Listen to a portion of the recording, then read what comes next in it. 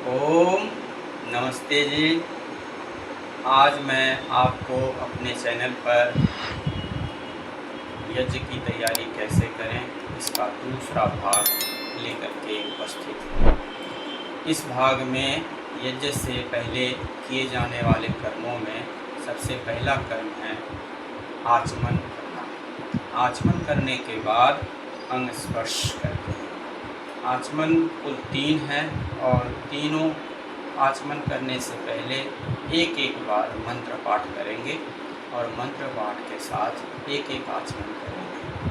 आचमन करने का अभिप्राय ये है कि कंठ साफ हो जाए और जल उतना ही लें जिससे कि कंठ में यदि कफ जमा हो तो वो साफ हो जाए।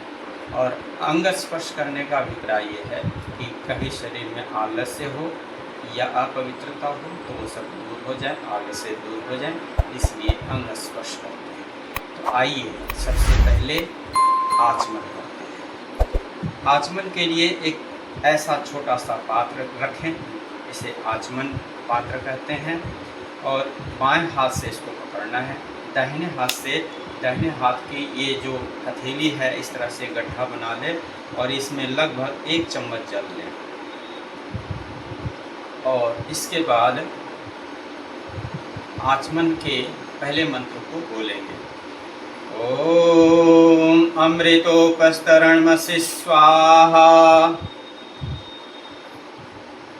यहाँ से इस तरह से यहाँ से पीते हैं, इसको ब्रह्मरंध्र कहा जाता है। तो यहाँ से पीते हैं। यहाँ से पीने के बाद सिर पर नहीं लगाएंगे क्योंकि हाथ जूठा हो गया है। इसके बाद दूसरी बार 1 चम्मच जल लेंगे और दूसरा मंत्र पाठ करेंगे। ओम अमृतापिधानमसि स्वाहा। एक बार और आचमन करेंगे मंत्र पाठ के बाद। ओम सत्यम यशः श्रीर्मयि श्रेयतां स्वाहा। इसके बाद इतने ही जल लेकर के हाथ धो लें, हाथ जूठा हो गया है। अब राइट हैंड में गिलास को पकड़ेंगे और बाएं हाथ की हथेली में इस तरह से गड्ढा बनाएंगे और इसमें 1 चम्मच जल लेंगे। इससे अंग स्पर्श करेंगे। दाहिने हाथ की ये 2 अंगुलियां, इसको मध्यमा कहते हैं, इसको नाभिका। इन दोनों अंगुलियों को एक साथ मिलाएंगे और जल में डुबोएंगे और अंग स्पर्श करेंगे। जहाँ जहाँ जिस मंत्र को बोलते हैं वहाँ उन अंगों को स्पर्श करेंगे। जब 2 अंग जिसमें हैं उसमें पहले राइट साइड करेंगे, फिर लेफ्ट साइड करेंगे। पहला मंत्र जो है मुख के लिए है, मुख के लिए एक बार ही करेंगे। ओम वांग्मा आस्येस्तु। ओम नसूर में प्राणोस्तु, नासिका में। ओम अक्ष्णोर में चक्षुरस्तु, इससे आँखों में।